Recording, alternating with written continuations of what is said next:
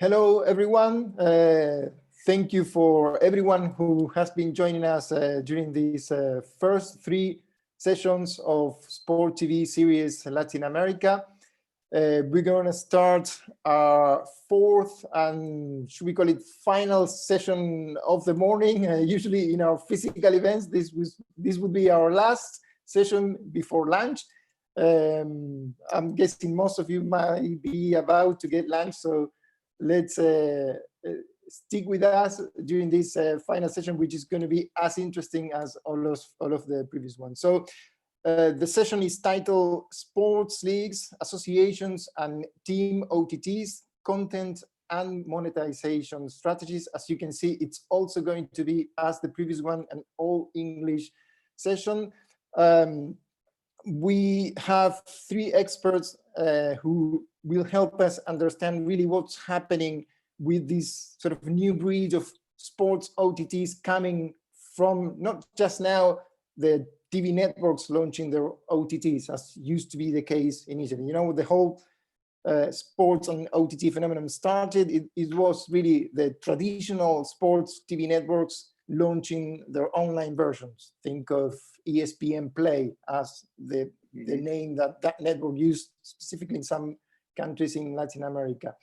But now really there's an explosion, what one could say, of sports associations, sports leagues, even teams themselves, federations launching their own OTTs. And we want to understand why this is happening and what sort of content works with them, what sort of monetization strategies also work with them. In some cases, some of the bigger sports leagues already had their own TV channels. Thinking of the NFL, the NBA, UFC, and they also did a migration to OTT. So let me introduce our three experts that are going to be helping us understand this phenomenon and specifically how it applies to the Latin American market. So we have a representative precisely of one of those large leagues, which is the NFL. And we have also two company founders, should we say, who have been working very closely with sports clubs, sports leagues to, again, help them launch and manage these new OTTs for them. So let me introduce them. I'll start with Guilherme Augusto Figueiredo. Guilherme is the founder and managing director of TVN Sports. He's based out of Sao Paulo in Brazil. TVN Sports, for those of you not familiar, it's a relatively new streaming platform for live sports, and it has been interestingly jointly developed in partnership with Netshoes. Netshoes, the Brazilian online retailing giant. It has, interestingly, also agreements with many sports confederations and leagues, again, to help them create their own OTTs. So welcome, Guilherme. Thank you. Guilherme also, interestingly, was deeply involved in the development of Corinthians TV. Yes, Corinthians TV Play. Corinthians TV Play. Thanks yes. For the correct name. So we're going to be talking a bit about that experience also. And he's a former Regi Globo executive, so plenty of experience in the field.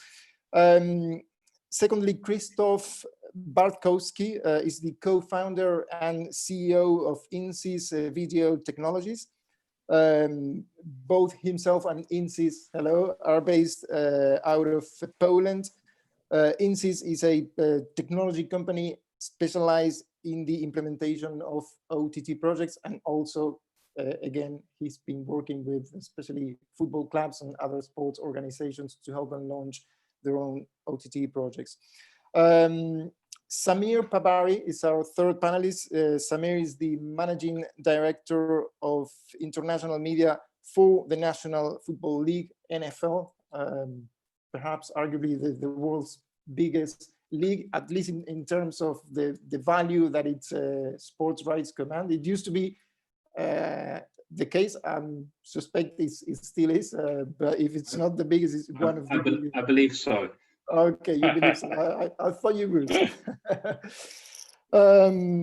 Samir is also the former SVP, former senior VP of business development at Eurosports. Eurosports, one of Europe's largest sports TV networks. Okay, let's start with Samir. And Samir, from your experience recently, what do you think the results have been so far when you think of fan engagement, monetization, and outreach to larger international audiences, which one would think is one of the key objectives of coming up with these new OTTs for this new group of actors?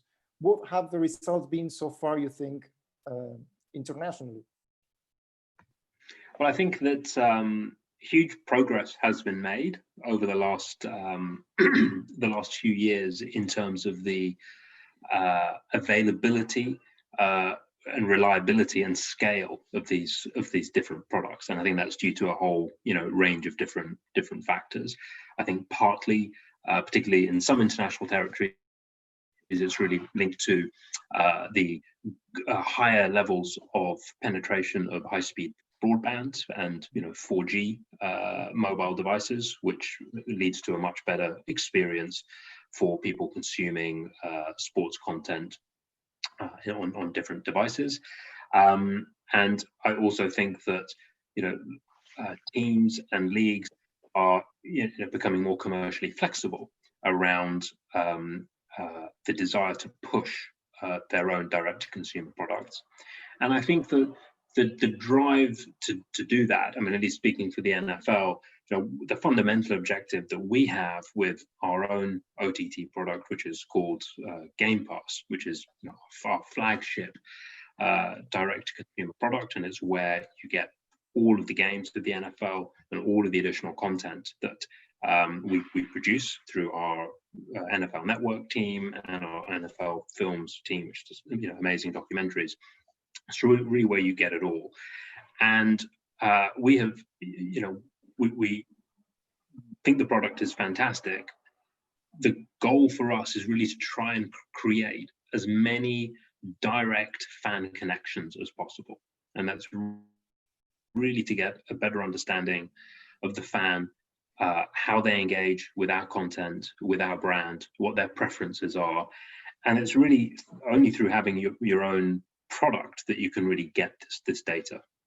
And I remember many years ago working at Manchester United, which is where I started my career in sport. And again, like the NFL, Manchester United is a huge global sporting brand, but actually in terms of the direct relationships that we had with that global fan base was pretty limited.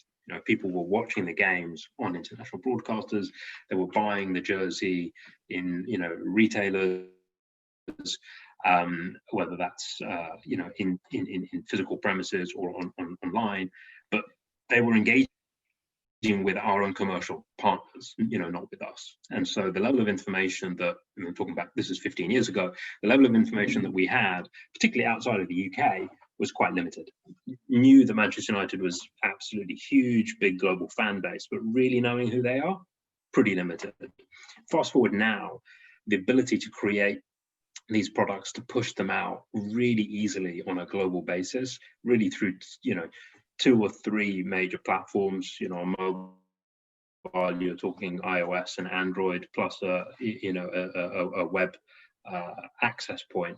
It's really easy to serve a global fan base. So the level of insight that you get about your brand, your proposition, how people engage with you, there's so much more that you can do with that information than previously was the case. So I think in that regard, huge amounts of success. Interesting. Guilherme, what's your view also in terms of results? Can you sympathize with some of the things you're hearing from Samir? Yeah, no, sure. And well, first of all, thank you very much for the invitation. Thank you, Sylvia. I believe she's backstage, but thank you again for the invitation. I wish I was in Miami, but not this year. Krzysztof, it's really nice to meet you. Great to participate with you. And Samir, first of all, on behalf of my fantasy NFL group, I have to thank you for the NFL Game Pass. We are huge fans of the platform. The NFL Red Zone is probably the best content ever created in sports world, and we use it a lot. So, and I believe NFL Game Pass is the gold standard and one of the biggest standards that we've used to create TV and sports. And as Samir told, it's not difficult to have an OTT, and sports league or club to have an OTT today. The most important is how to create content to keep it important for the public and relevant for the public, and how to monetize it. So, and that's where TV and sports work with all the confederations and leagues and clubs that we work with here in Brazil. So we have an end-to-end solution. So we create the platform, we have a platform, and we create the official streaming channel of each one of these confederations, and using a lot of gold standards like NFL Game Pass or NBA League Pass, Bundesliga, UEFA TV, and many others. Also some in Brazil, like Premiere and Sportv Player are also very good standards here for us. And we also help these confederations to create the product. So to produce it and to really broadcast the matches that weren't broadcasted before we've launched TV and sports and each one of these confederations. So here in Brazil had a step, we were a step behind NFL, so they had the content and they just put in a great platform to sell direct to consumers, and most of all to have the data. And here in Brazil, we had to make the first step first. So we helped the confederations and leagues and clubs to create the content, and then in the platform we work exactly, and that's exactly why we say we explain to the confederations they must have an OTT platform to have the data of their fans. It's very, very important. So we broadcast a lot of free-to-air matches to collect data and collect fans, and then some of the channels that we have, we turn pay-per-view, like Superliga of Volleyball here in Brazil, or the National Futsal League, or the Santa Catarina State Championship. Then these channels specifically, we turn pay-per-view and we sold direct to consumer in a complementary content to free-to-air and cable TV. That's how we understand OTT also. And I know NFL and NBA, they have a lot of distribution in TV and cable TV, and OTT is the complementary of that. And we use exactly the same here in Brazil. So we have free-to-air TV, we have cable TV, and OTT complementing all this content and giving the fans, the hard user fans, the opportunity to watch that. So I believe that this is for the beginning. Can you hear me? Yes. Sorry, because I lost the vision for a minute, but it's good that you can. I'm still logged in. We can continue that way. It's interesting because Guilherme, if I understood correctly, you mentioned something that is very, very interesting. You mentioned that the value of the data coming from the fans is such that, did I understand correctly, that you are broadcasting some matches on a free basis, just free to air, just to collect the data that would allow you to gather this intelligence to then perhaps build some monetizable content? Is that what you said? Exactly that. We have a lot. We have today 20 channels, 20 different channels, different sports: volleyball, basketball, handball, and many others. Only 3 of them are paid. The others 17 are ad-based. So we have advertisers. And these advertising don't buy exposure only. They buy the connection with the fans. So we generate leads for them for their products, in exchange of their sponsorship, more than just the exposure. The exposure can be attained by social media, but in OTT, we know exactly who these guys are, who the fans are, and they keep a lot of, I don't know what is the average watch time of NFL Game Pass. I believe it must be huge, and it is for us also.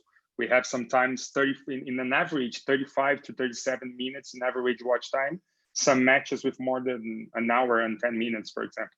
So this amount of time in a different direct connection with the fans, this is more important than exposure for these sponsors that we sell.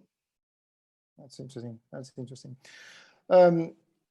Samir, I wanted to ask you because you were also talking about the importance of, and you mentioned Manchester United as a good example of that.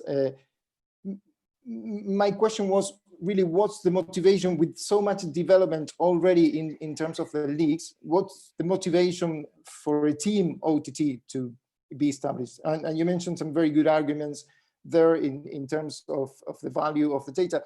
What about the monetization issue? Is also just as big a driver, the additional value that you can obtain as a football club, as a, I don't know, any other type of sport? What's the weight really of the monetization opportunities? Sure. Well, I think, look, most large sports organizations are, commercial entities and are looking to maintain a healthy business. I think the strategy here is really to be able to drive engagement at scale with fans.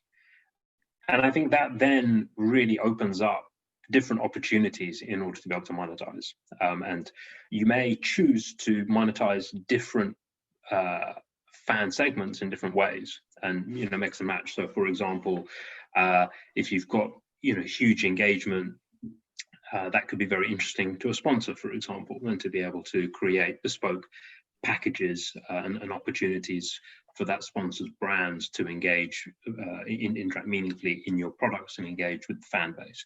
It could be that you invest in creating premium content of some sort, and that's something that you put behind a paywall and therefore have a subscription business.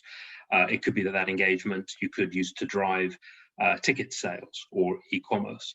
So I think at the end of the day, having your own products, particularly digital products, which you can make available on a global basis at scale, if you're successful in driving that high levels of engagement, I think it just opens the optionality that you have in terms of running your business.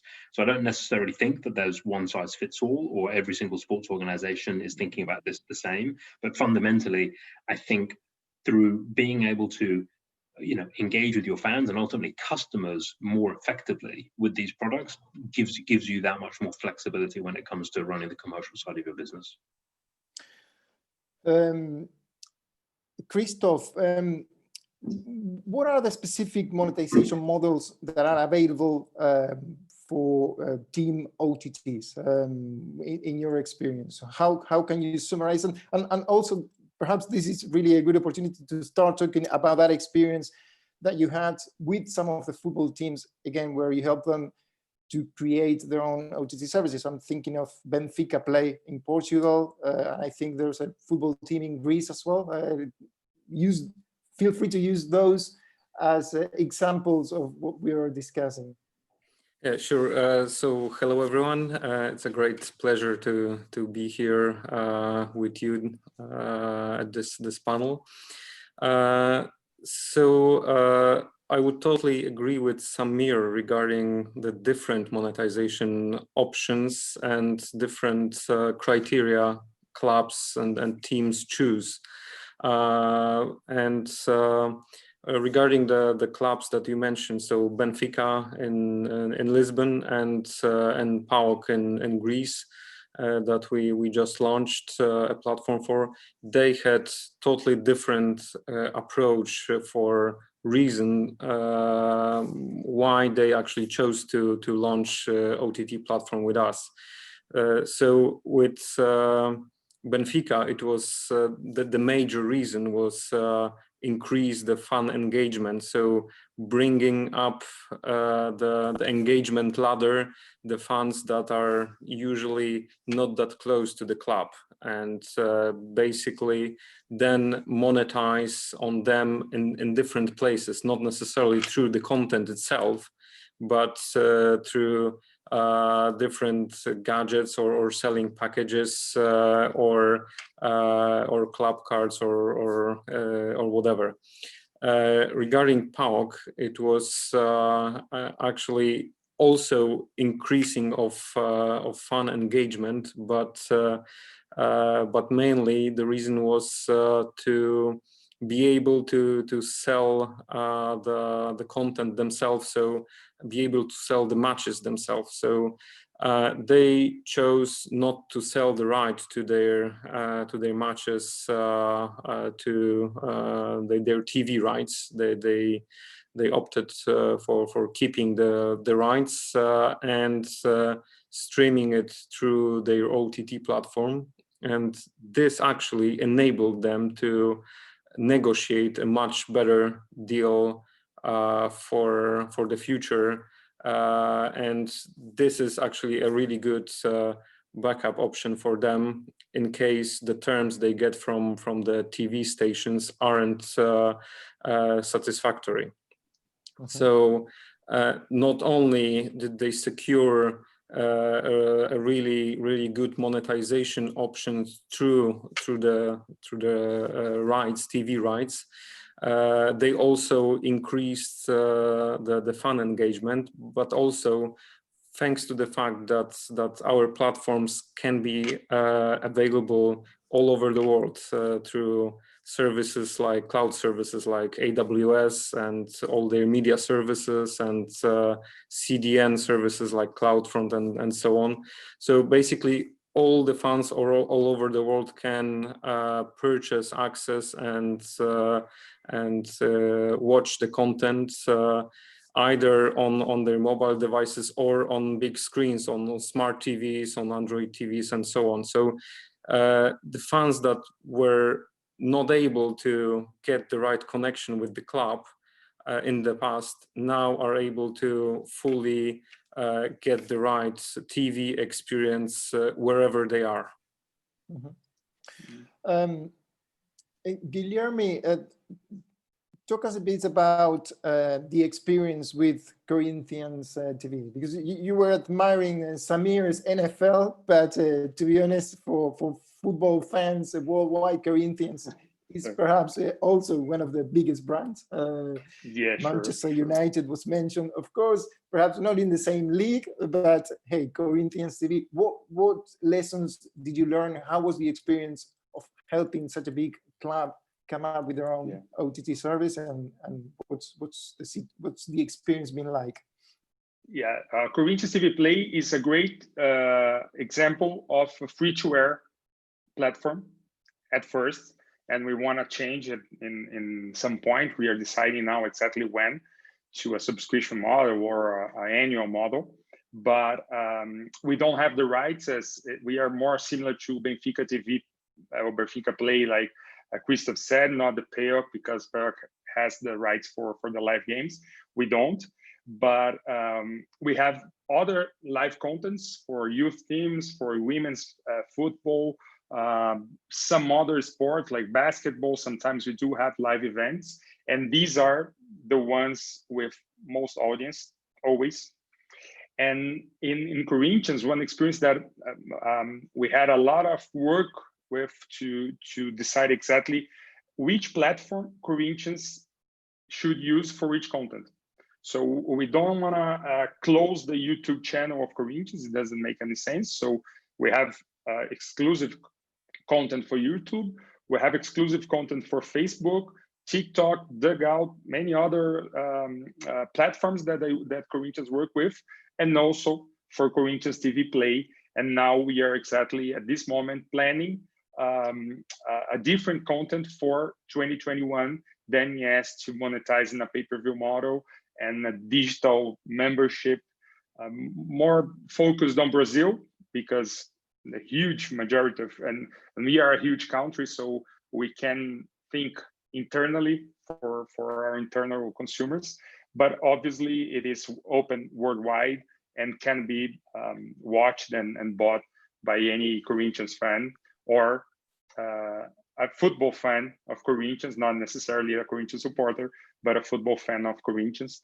And we even last year, before the selling of international rights in Brazil, last year we broadcasted 2 matches abroad just for tests, and it was a great experience also. But we understand that selling the whole content together, like the clubs did here in Brazil this year, is much better for the product itself than selling club per club.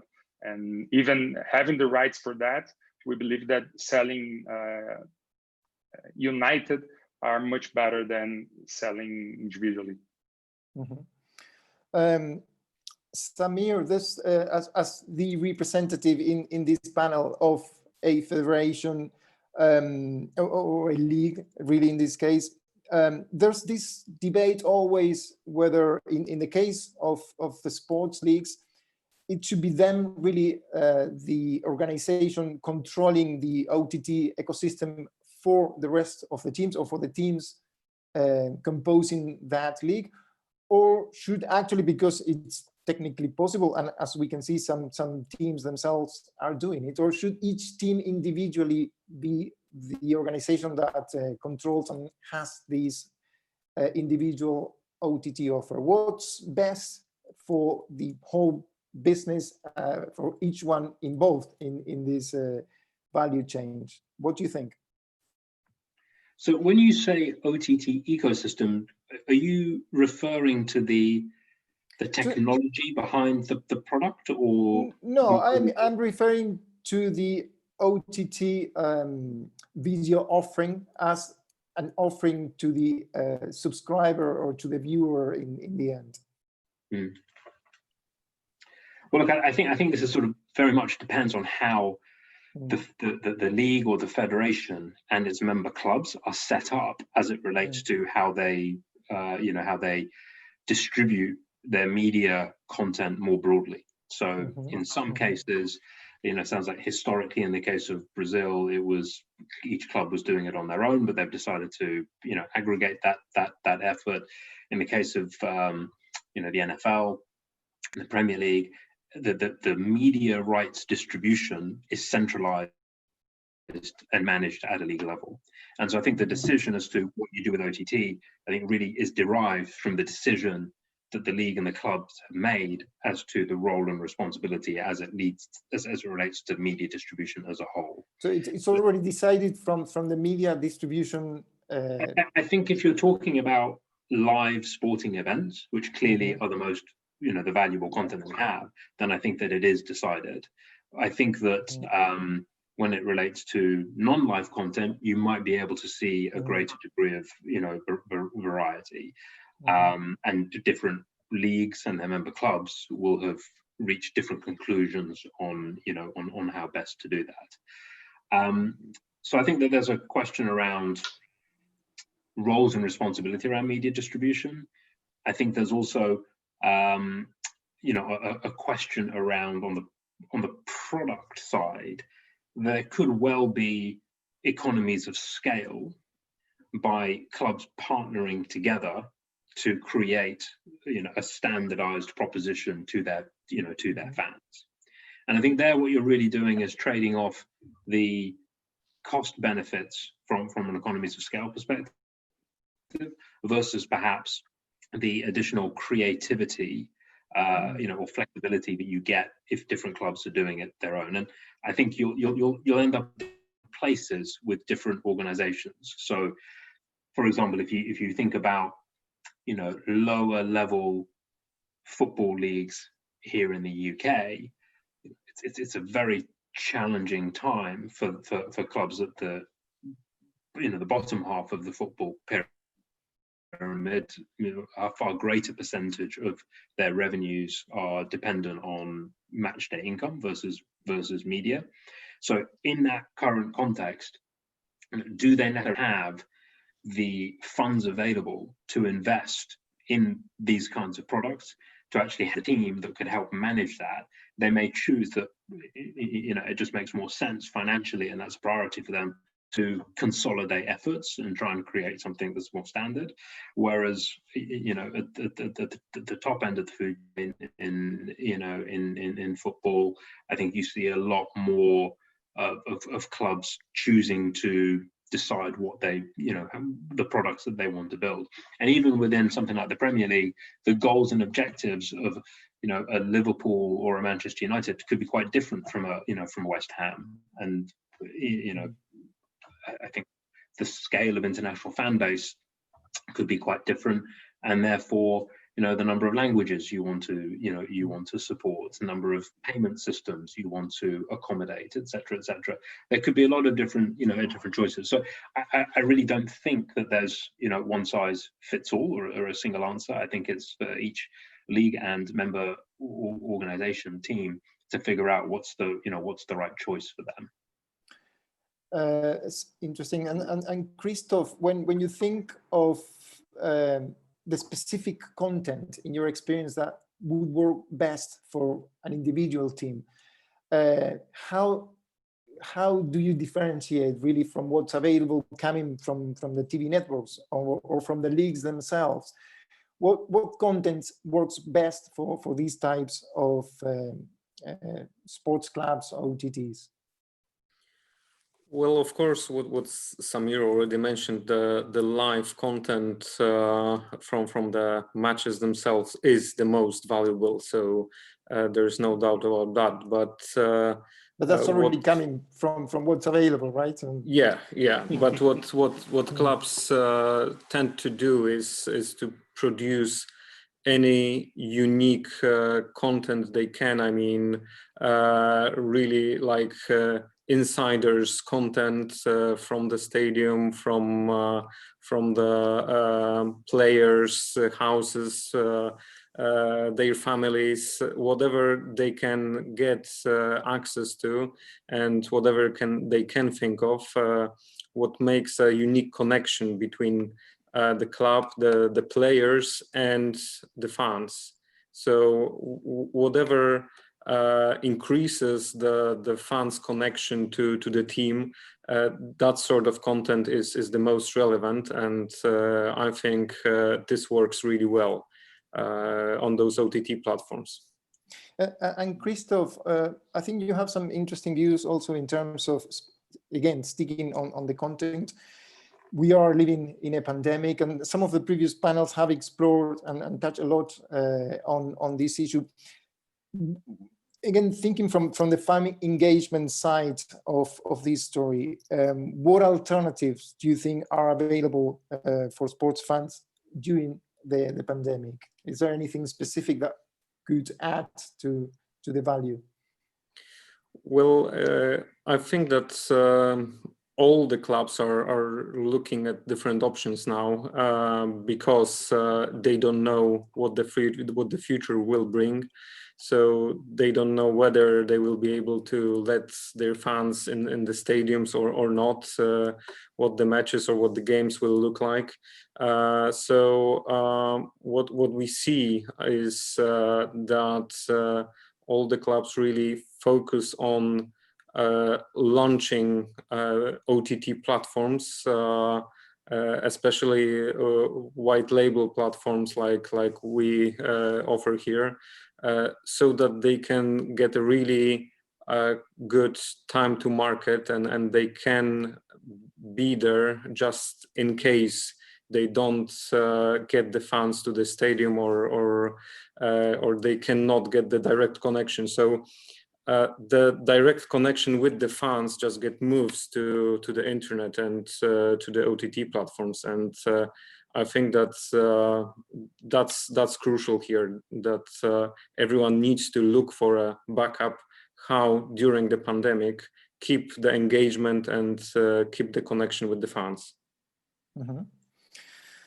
Guilherme, do you want to add, again, thinking of the current pandemic situation, have you seen anything that works best? Yeah. One important point, for example, at this moment, we are running a live interview at Corinthians TV Play with Cássio, the goalkeeper, and the journalists don't have access to the training center, not anymore because of the pandemic.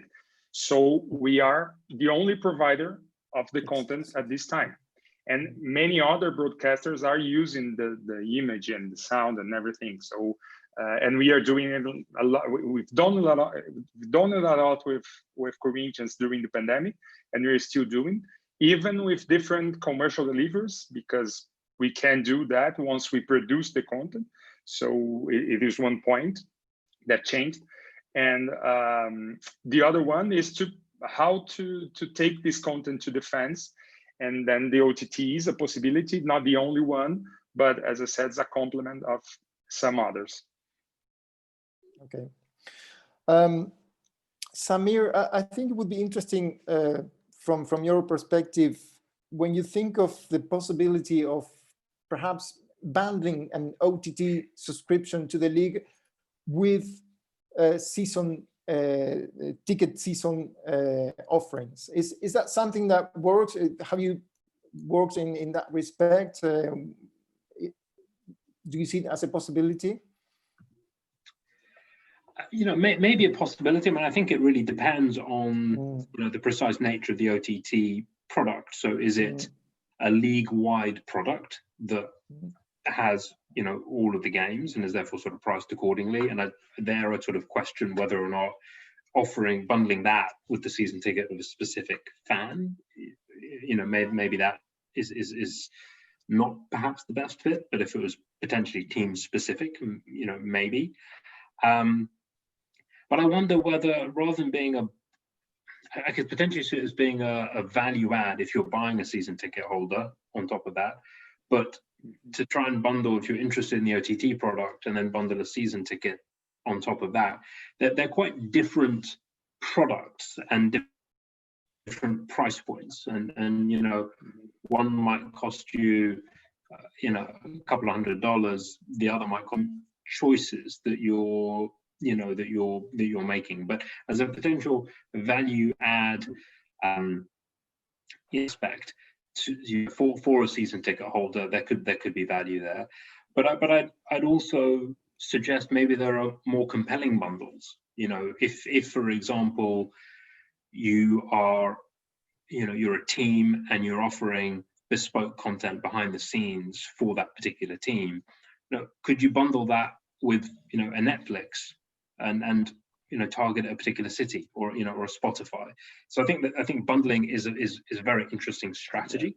I wouldn't necessarily limit yourselves just to your own products. I think if you're trying to really broaden the appeal of what you've got by bundling it with other products, sometimes it's better to look slightly further afield with other products that you can marry up with. Okay.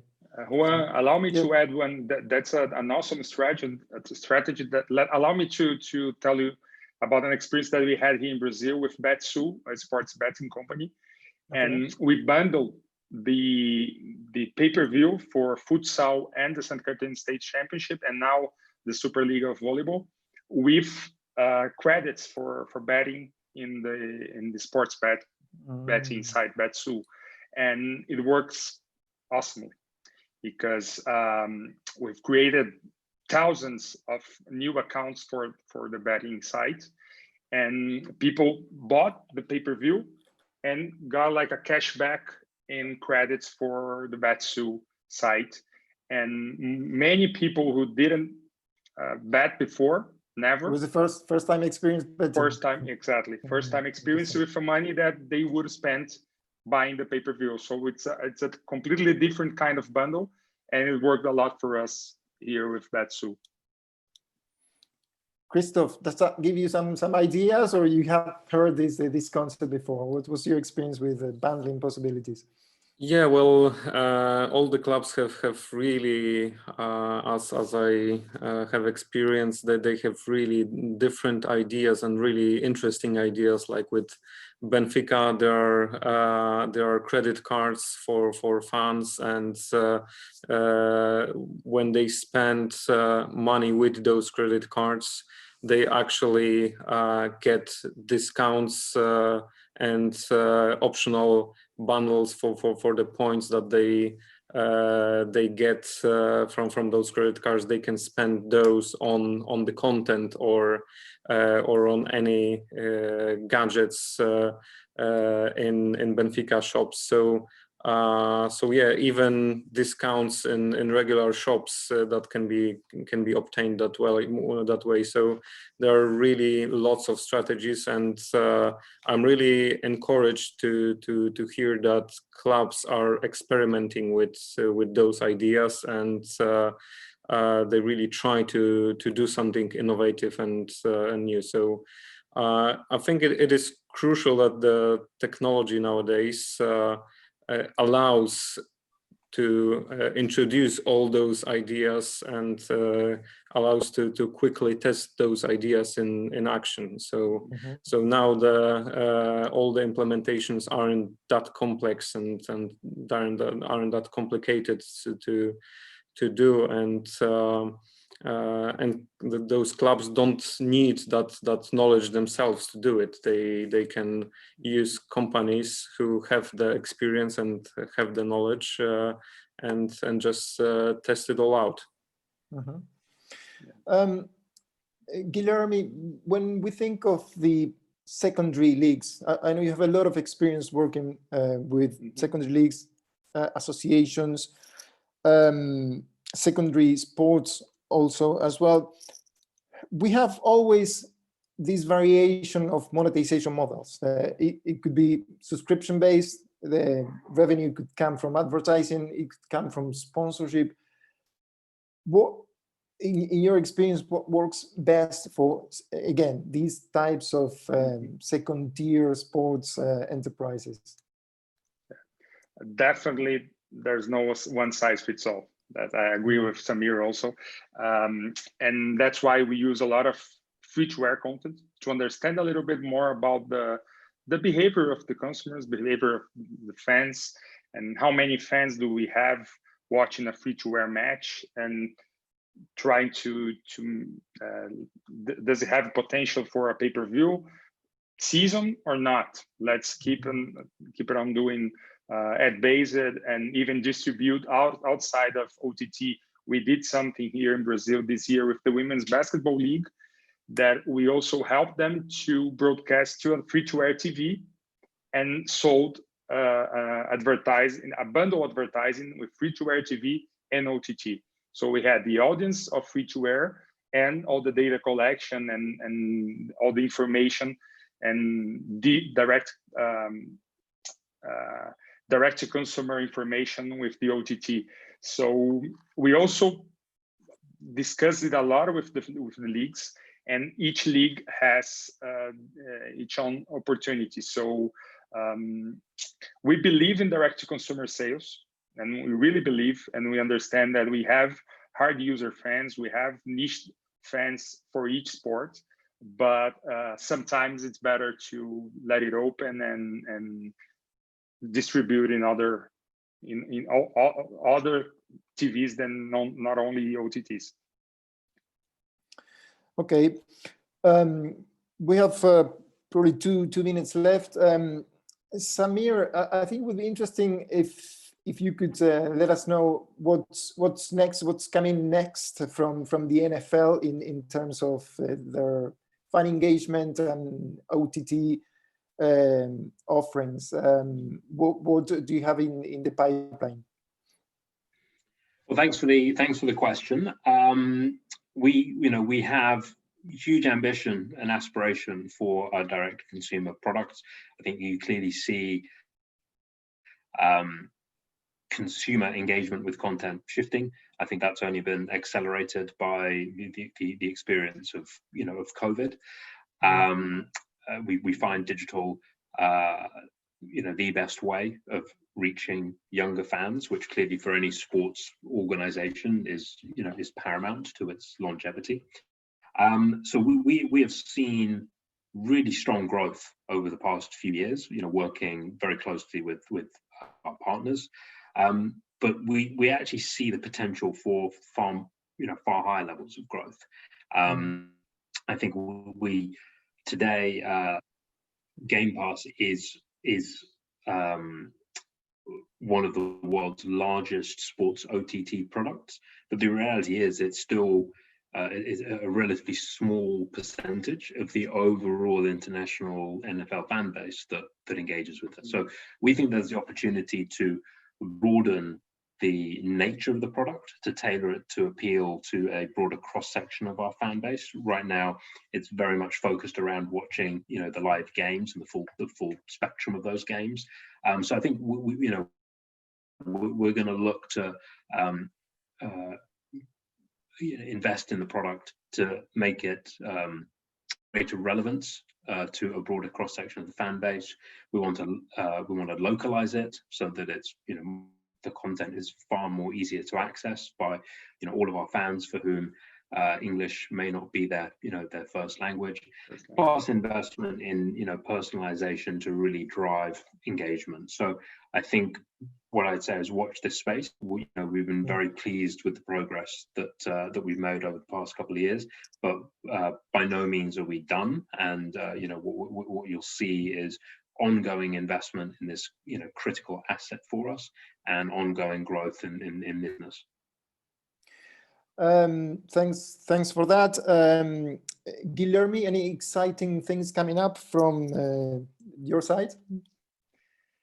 Yes, we are dealing in a lot of different rights now. What happened during the pandemic and without fans in the stadiums and the gymnasiums, all leagues understood that it's really, really important to broadcast all matches. And we don't have this in the NFL or in the NBA. You don't even think about having a match not broadcasted, but in second tier and third tier leagues, we do have.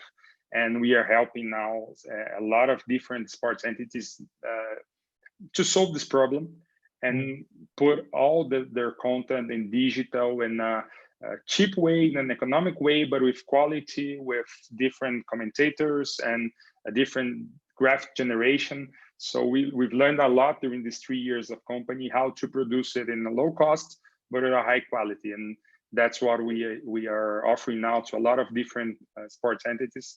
And we may have some good news in the next few months. Thanks for that. And Krzysztof, I'm going to end with you asking again the same question. If there's anything you want to share with us and with our audience in terms of new projects coming up. Well, we have plenty of projects in the pipeline, but regarding the new features that we are offering is probably the full scope of monetization options. So no matter whether it's pay-per-view, transactional VOD, subscription VOD, or personalized server-side ad insertion, it's all available. And now we basically focus on making this economically available even to small clubs. So launching a platform just within a couple of weeks for the money that even small clubs can afford. We're trying basically to democratize the OTT space. So I'm hoping that all the latest technology will be able to reach everyone. Okay.